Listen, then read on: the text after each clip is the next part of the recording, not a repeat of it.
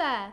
Welcome back to another chapter of The Wind in the Willows by Kenneth Grahame from the Storybarn, coming from me, Barbara Busy, or you can call me Babz for short. I hope you've had a lovely day and that you're ready to dive into a new chapter. As you can see, it's a much nicer, sunnier day than it was yesterday. And in our chapter, we were talking a lot about how all the animals are starting to head south. And I was really feeling a lot yesterday when it was really rainy and grey, how those description of the warm sand and the sea just really made me want to just go with them. I would definitely be up for heading south right now. And even Ratty felt the same way until Mole was there to really be a good friend and reminded him of why he loves being at home so much and encouraged him to write some poetry, which is where our chapter ended. So we'll waste no more time and we'll get into our next chapter. This chapter is The Further Adventures of Toad, so I'm sure we're in for a real treat and a lot of laughs in chapter 10.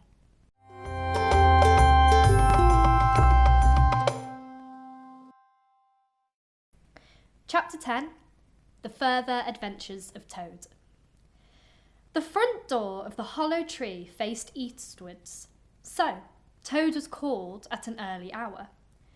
Partly by the bright sunlight streaming in on him, partly by the exceeding coldness of his toes, which made him dream that he was at home in his own bed, handsome room with the Tudor window on a cold winter's night, and his bedclothes had got up, grumbling and protesting that they couldn't stand the cold any longer, and had run downstairs to the kitchen fire to warm themselves. And he had followed, on bare feet, along miles and miles of icy stone-paved passages, arguing and beseeching them to be reasonable. He would probably have been aroused much earlier had he had not slept for some weeks on straw over stone flags, and almost forgotten the friendly feeling of thick blankets pulled well up around the chin.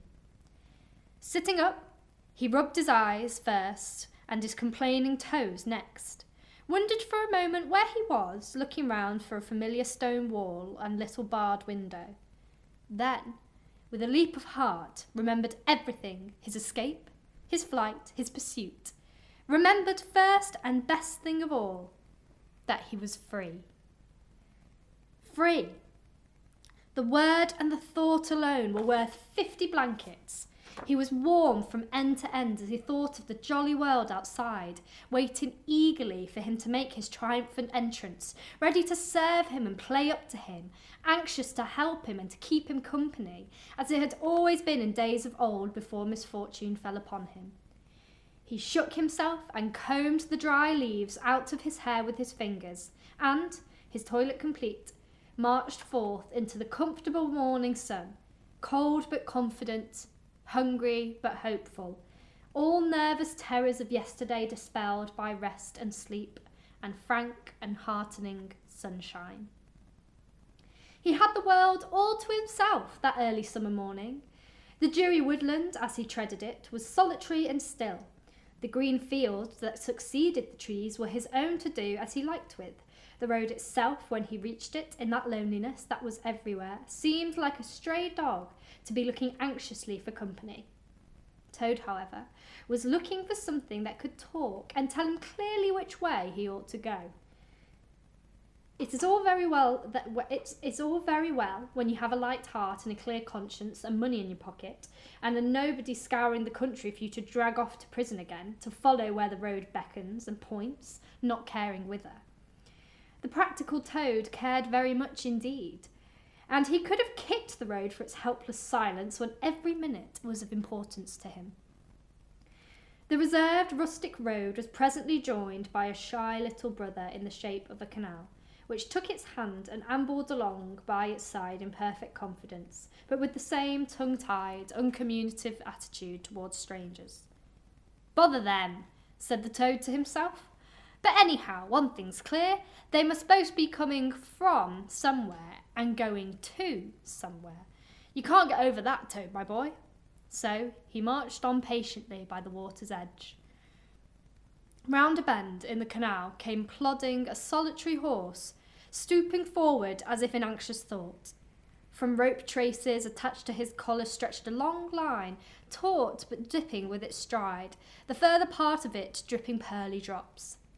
Toad let the horse pass and stood waiting for what the fates were sending him. With a pleasant swirl of quiet water at its blunt bow, the barge slid up alongside him, its gaily painted gunwale level with the towing path, its sole occupant a big, stout woman wearing a linen sunbonnet, one brawny arm laid along the tiller. "A nice morning, ma'am," remarked the Toad as she drew up level with him. "I dare say it is, ma'am," responded Toad politely as he walked along the tow path abreast of her. "I dare say it is a nice morning to tell them that's not in sore trouble, like what I am. Here's my married daughter. She sends off to me post-haste to come to her at once, so off I comes, not knowing what may be happening or going to happen, or fearing the worst, as you will understand, ma'am, if you're a mother too. And I've left my business to look after it. I'm in the washing and laundering line, you must know, ma'am, and I've left my young children to look after themselves. A more mischievous and troublesome set of young imps doesn't exist, ma'am, and I've lost all my money and lost my way. As for what may be happening to my married daughter, why, I don't like to think of it, ma'am." "Where might your married daughter be living, ma'am?" asked the barge woman. "She lives near the river, ma'am," replied Toad, "close to a fine house called Toad Hall. That's somewhereabouts in these parts. Perhaps you may have heard of it." "Toad Hall? Why, I'm going that way myself," replied the barge woman. "This canal joins the river some miles further on, a little above Toad Hall, and then it's an easy walk. You can come along in the barge with me and I'll give you a lift." She steered the barge close to the bank, and Toad, with many humble and grateful acknowledgments, stepped lightly on board and sat down with great satisfaction. "Toad's luck again," thought he. "I always come out on top." "So you're in the washing business, ma'am?" said the barge woman politely as they glided along. "And a very good business you've got too, I dare say, if I'm not making too free in saying so." "Finest business in the whole country," said Toad airily. "All the gentry come to me, wouldn't go to anyone else if they were paid. They know me so well. You see, I understand my work thoroughly and attend to it all myself. Washing, ironing, clear starching, making up gents, fine shirts for evening wear, everything's done but under my own brown eye." "But surely you don't do all the work yourself, ma'am?" asked the barge woman respectfully. "Oh, I have girls," said Toad lightly. 20 girls or thereabouts always at work. But you know what girls are, ma'am. Nasty little women, that's what I call them." "So do I," said the barge woman with great heartiness. "But I dare say you set yours to rights, the idle trollops. And are you very fond of washing?" "I love it," said Toad. "I simply dote on it. Never so happy as when I've got both arms in the wash tub. But then it comes so easy to me. No trouble at all. A real pleasure, I assure you, ma'am." "What a bit of luck meeting you," observed the barge woman thoughtfully. "A regular piece of good fortune for both of us." "Well, what do you mean?" asked Toad nervously. "Well, look at me now," replied the barge woman. "I like washing too, just the same as you do. And for that matter, whether I like it or not, I've got to do it all on my own, naturally moving about as I do. Now, my husband, he's such a fellow for shrinking his work and leaving the barge to me, that never a moment I do get for seeing my own affairs. By rights, he ought to be here now, either steering or attending to the horse, though luckily the horse has sense enough to attend to himself. Instead of which, he's gone off with the dog, to see if they can't pick up a rabbit for dinner somewhere. Says he'll catch me up at the next lock. Well, that's as may be. I don't trust him once he gets off with that dog. Who's worse than he is? But meantime, how am I to get on with my washing?" "Oh, never mind about the washing," said Toad, not liking the subject. "Try and fix your mind on that rabbit, a nice fat young rabbit, I'll be bound. Got any onions?" "I can't fix my mind on anything but my washing," said the barge woman. "And I wonder you can be talking of rabbits with such joyful prospect before you. There's a heap of things of mine that you'll find in a corner of the cabin. If you'll just take one or two of the most necessary sort, I won't venture to describe them to a lady like you. But you'll recognise them at a glance, and put them through the wash tub as we go along. Why, it'll be a pleasure for you, as you rightly say, and a real help to me. You'll find a tub handy, and soap, and a kettle on the stove, and a bucket to haul up water from the canal with. Then I shall know you're enjoying yourself. instead of sitting here idle, looking at the scenery and yawning your head off. Here, you let me steer, said Toad, now thoroughly frightened, and then you can get on with your washing your own way. I might spoil your things, or not do 'em as you like. I'm more used to gentlemen's things myself. It's my special line. Let you steer? Replied the bargewoman, laughing. It takes some practice to steer a barge properly. Besides, it's dull work, and I want you to be happy. No, you shall do the washing you are so fond of, and I'll stick to the steering, that I understand. Don't try and deprive me of the pleasure of giving you a treat. Toad was fairly concerned. He looked for escape this way and that, saw that he was too far from the bank for a flying leap, and suddenly resigned himself to his fate. If it comes to that, he thought in desperation, I suppose any fool can wash. He fetched tub, soap, and other necessities from the cabin, selected a few garments at random, tried to recollect what he had seen in casual glances through laundry windows, and set to. A long half-hour passed, and every minute of it saw Toad getting crosser and crosser. Nothing that he could do to the things seemed to please them or do them good. He tried coaxing, he tried slapping, he tried punching. They smiled back of him out of the tub unconverted, happy in their original sin. Once or twice he looked nervously over his shoulder at the bargewoman, but she appeared to be gazing out in front of her, absorbed in her steering. His back ached badly, and he noticed with dismay that his paws were beginning to get all crinkly. Now Toad was very proud of his paws. He muttered under his breath words that should never pass the lips of either washerwoman or Toads, and lost the soap for the 50th time. A burst of laughter made him straighten himself and look around. The bargewoman was leaning back and laughing unrestrainedly till the tears ran down her cheeks. I've been watching you all the time, she gasped. I thought you must be a humbug all along from the conceited way you talk. Pretty washerwoman you are. Never washed so much as a dishclout in your life, I'll lay. Toad's temper, which had been simmering viciously for some time, now fairly boiled over, and he lost all of control of himself. You common, low, fat bargewoman, he shouted. Don't you dare talk to your betters like that. Washerwoman indeed. I would have you know that I'm a Toad, a very well-known, respected, distinguished Toad. I may be under a bit of a cloud at present, but I will not be laughed at by a bargewoman. The woman moved near to him and peered into his bonnet, nearly and closely. Why, so you are, she cried. Well, I never. A horrid, nasty, crawly Toad, and in my nice clean barge too. Now that is a thing that I will not have. She relinquished the tiller for a moment. One big mottled arm shot out and caught Toad by a foreleg, while the other gripped him fast by a hind leg. Then the world turned suddenly upside down.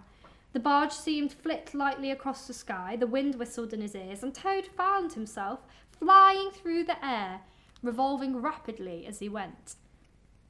The water, when he eventually reached it with a loud splash, proved quite cold enough for his taste, though its chill was not sufficient to quell his proud spirit or slake the heat of his furious temper. He rose to the surface spluttering, and when he had wiped the duckweed out of his eyes, the first thing he saw was the fat bargewoman looking back over at him, stern of the retreating barge and laughing, and he vowed, as he coughed and choked, to be even with her. He struck out for the shore, but the cotton gown greatly impeded his efforts, and when at length he touched land, he found it hard to climb up to the steep bank unassisted. He had to take a minute or two's rest to recover his breath. Then, gathering his wet skirts well over his arms, he started to run after the barge as fast as his legs would carry him, wild with indignation, thirsting for revenge. The bargewoman was still laughing when he drew level with her. Pull yourself through, your mangle, washerwoman, she called out, and iron your face and crimp it, and you'll pass for quite a decent-looking Toad. Toad never paused to reply. Solid revenge was what he wanted, not cheap, windy verbal triumphs, though he had a thing or two in his mind that he would like to have said. He saw what he wanted ahead of him, running swiftly on he overtook the horse, unfastened by the tow rope and cast off, jumped lightly onto the horse's back and urged it to a gallop by kicking it vigorously on the sides. He steered for the open country, abandoning the towpath and swinging his steed down a rutty lane. Once he looked back and saw that the barge had run aground on the other side of the canal, and the barge woman was gesticulating wildly and shouting, "Stop, stop, stop!" "I've heard that song before," said Toad, laughing as he continued to spur his steed onwards with its wild career. The barge horse was not capable of any very sustained effort, and its gallop soon subsided into a trot, and its trot into an easy walk. But Toad was quite contented with this, knowing that he, at any rate, was moving, and the barge was not. He had quite recovered his temper, now that he had done something he thought really clever, and he was satisfied to jog along quietly in the sun, taking advantage of any byways and bridle paths, and trying to forget how very long it was since he'd had a square meal, till the canal had been left very far behind him. He travelled some miles, his horse and he was feeling drowsy in the hot sunshine when the horse stopped, lowered his head, and began to nibble at the grass. And Toad, waking up, just saved himself from falling off by an effort. He looked up about him and found he was on a wide common dotted with patches of gorse and bramble as far as he could see. Near him stood a dingy gypsy caravan, and beside it was a man sitting on a bucket turned upside down, very busy smoking and staring into the wide world.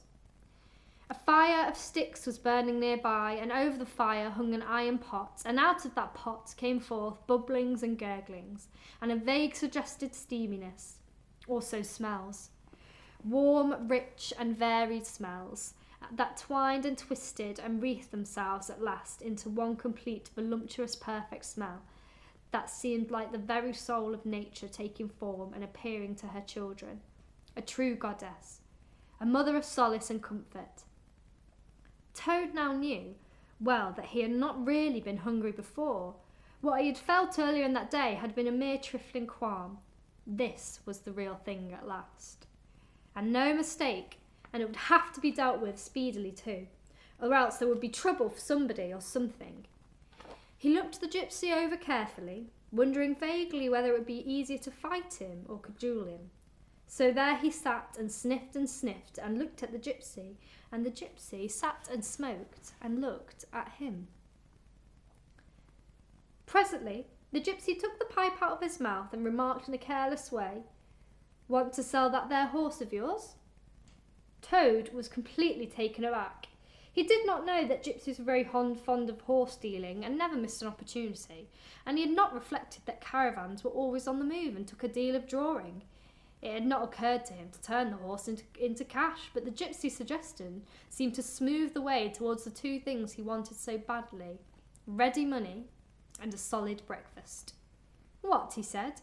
"Me sell this beautiful young horse of mine? Oh no, it's out of the question. Who's going to take the washing home to my customers every week? Besides, I'm too fond of him, and he simply dotes on me." "Try and love a donkey," suggested the gypsy. "Some people do." "You don't seem to see," continued Toad, "that this fine horse of mine is cut above you altogether. He's a blood horse, he is, partly, not the part you see, of course, another part. And he's been a prize hackney too in his time, and that was time before you knew him. But you can still tell it on him at a glance if you understand anything about horses. No, it's not to be thought for a moment. All the same, how much you might be disposed of to offer me for this beautiful young horse of mine?"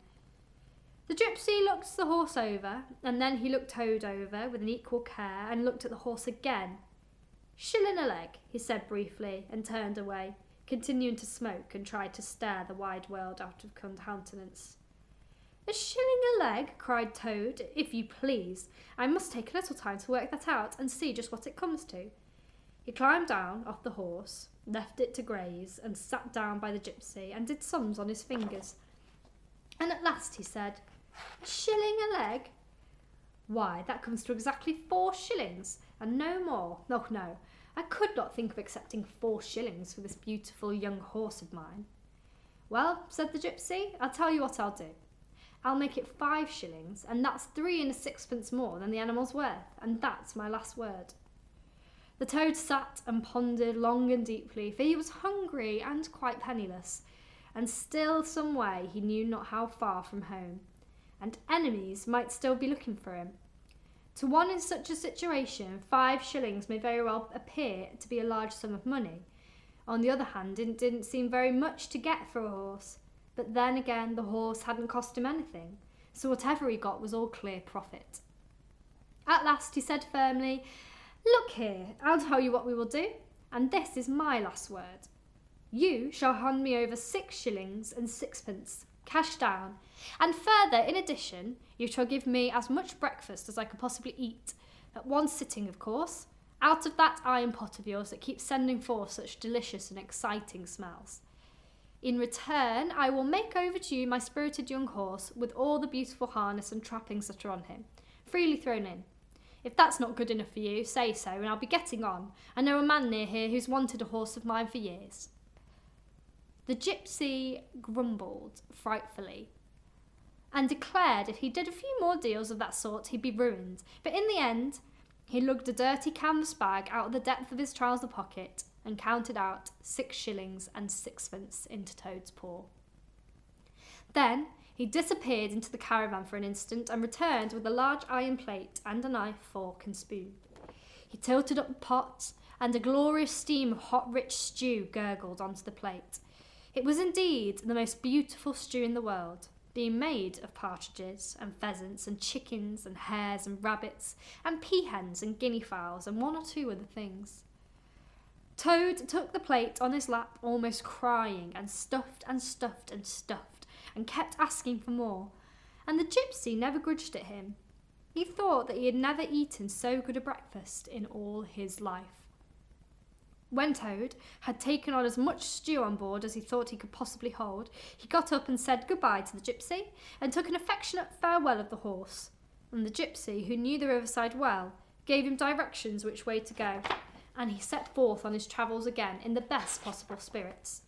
He was indeed a very different Toad from the animal of an hour ago. The sun was shining brightly, his wet clothes were once dry again, and he had money in his pockets once more. He was nearing home and friends and safety, and most of all, best of all, he had had a substantial meal. Hot and nourishing, and felt big, strong and careless and self-confident. As he tramped along gaily, he thought of his adventures and escapes, and how when things seemed at their worst he had always managed to find a way out, and his pride and conceit began to swell within him. "Ho, ho," he said to himself, as he marched along with his chin in the air, "what a clever Toad I am! There is surely no animal equal to me for cleverness in this whole world. My enemies shut me up in prison, encircled by sentries, watched night and day by warders. I walk out through them all by sheer ability coupled with courage. They pursue me with engines and policemen and revolvers, and I snap my fingers at them and vanish laughing into space. I am unfortunately thrown into a canal by a woman, fat of body and very evil-minded. What of it? I swim ashore, I seize her horse, I ride off in a triumph, and I sell the horse for a whole pocketful of money and an excellent breakfast. Ho, ho! I am the Toad, the handsome, the popular, the successful Toad." He got so puffed up with conceit that he made up a song as he walked in praise of himself and sang it at the top of his voice, though there was no one to hear it but him. It was perhaps the most conceited song that any animal had ever composed. The world has held great heroes, as history books have showed, but never has a name gone down to fame compared with that with Toad. The clever men at Oxford know that there is no to be knowed, but they none of them know half as much as intelligent Mr. Toad. The animals sat in the ark and cried, their tears in turrets flowed. Who was it said there's land ahead? Encouraging Mr. Toad. The army all saluted as they marched along the road. Was it the King or Kitchener? No, it was Mr. Toad. The Queen and her ladies in waiting sat at the window and sewed. She cried, "Look, who's that handsome man?" They answered, "Mr. Toad." There was a great deal more of the same sort, but dreadfully conceited to be written down. These are some of the milder verses. He sang as he walked, and he walked as he sang, and got more inflated every minute, but his pride was shortly to have a severe fall. After some miles of country lanes, he reached the high road, and he turned into it and glanced along its white length. He saw approaching him a speck that turned into a dot and then into a blob, and then into something very familiar, and a double note of warning, only too well, fell on his delighted ear. "This is something like," said the excited Toad. "This is real life again. This is once more the great world from which I have been missed for so long. I will hail them, my brothers, to the wheel, and pitch them a yarn of the sort that has been so successful hitherto, and they will give me a lift, of course, but then I will talk to them some more, and perhaps, with luck, it may even end in my driving up to Toad Hall in a motor car. That will be the one eye for the badger."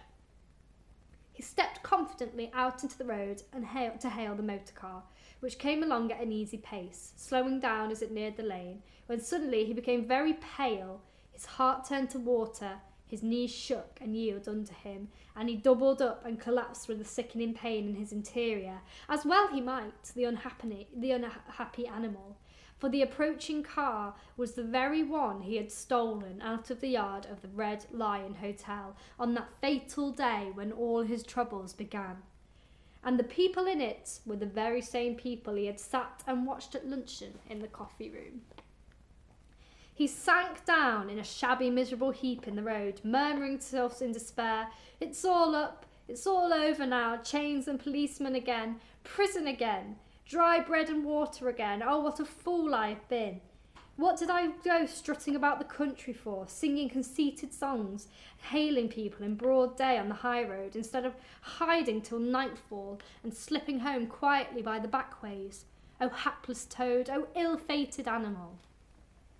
The terrible motor car drew slowly nearer and nearer, till at last he heard it stop just short of him. Two gentlemen got out and walked round the trembling heap of crumbled misery lying in the road, and one of them said, "Oh dear, this is very sad. Here is a poor old thing, a washerwoman apparently, who's fainted in the road. Perhaps she's overcome by the heat, poor creature, or possibly she has not had any food today. Let us lift her into the car and take her to the nearest village, where doubtless she has friends." They tenderly lifted Toad into the motor car and propped him up with soft cushions and proceeded on their way. When Toad heard them talk in so kind and sympathetic manner, he knew that he was not recognised. His courage began to revive, and he cautiously opened the first one eye, then the other. "Look," said one of the gentlemen, "she's better already. The fresh air is doing her good."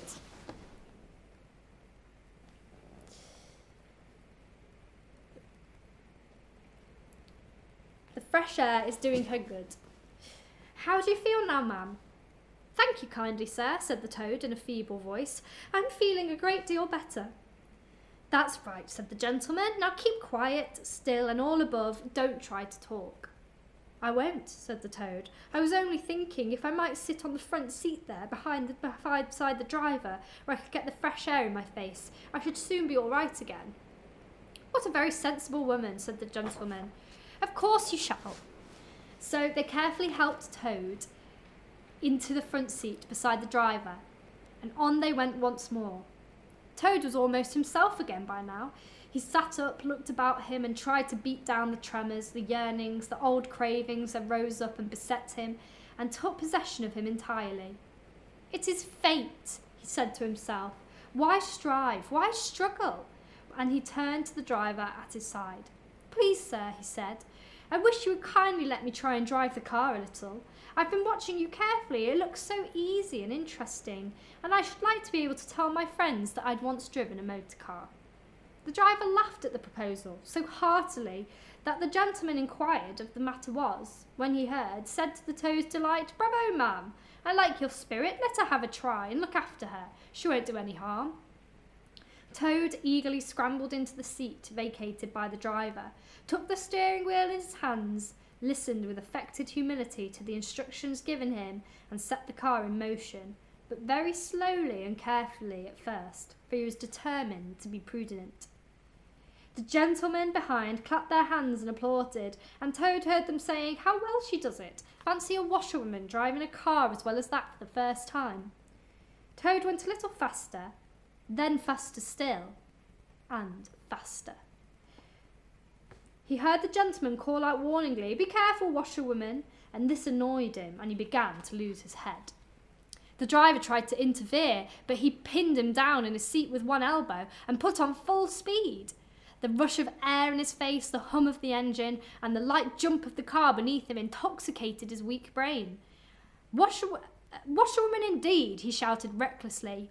"I am the Toad, the motor car snatcher, the prison breaker, the Toad who always escapes. Sit still and you shall know what driving really is, for you are in the hands of the famous, the skillful, the entirely fearless Toad." With a cry of horror, the whole party rose and flung themselves on him. "Seize him," they cried. "Seize the Toad, the wicked animal who stole our motor car. Bind him, chain him, drag him to the nearest police station. Down with the desperate and dangerous Toad." Alas, they should have thought they ought to have been more prudent. They should have remembered to stop the motor car somehow before playing any pranks of that sort.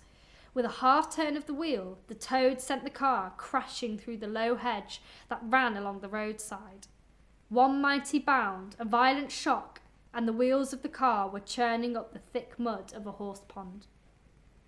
Toad found himself flying through the air with the strong upward rush and delicate curve of a swallow.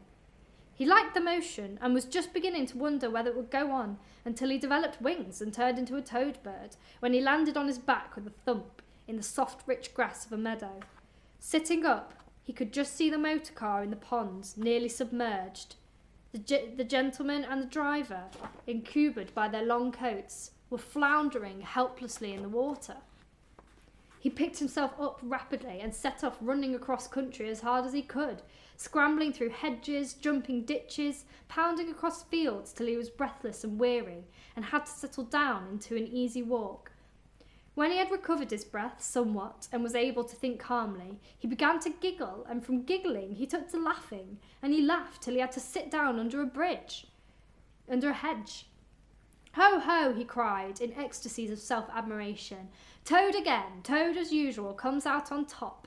Who was it got them to give him a lift? Who managed to get on the front seat for the sake of fresh air?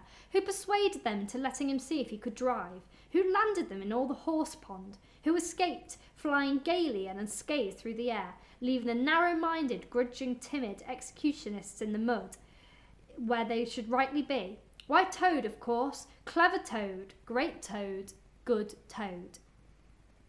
Then he burst into song again and chanted with uplifted voice. The motor car went poop, poop, poop as it raced along the road. Who was it steered into a pond? Ingenious Mr. Toad. "Oh, how clever I am! How clever, how clever, how clever!" A slight noise at a distance behind him made him turn his head and look. Oh, horror! Oh, misery! Oh, despair! About 2 fields off, a chauffeur in his leather gaiters and 2 large rural policemen were visible, running towards him as hard as they could go. Poor Toad sprang to his feet and pelted away again, his heart in his mouth. "Oh my," he gasped as he panted along. "What an ass I am! What a conceited and headless ass! Swaggering again, shouting and singing songs again, sitting still and gassing again. Oh my, oh my, oh my."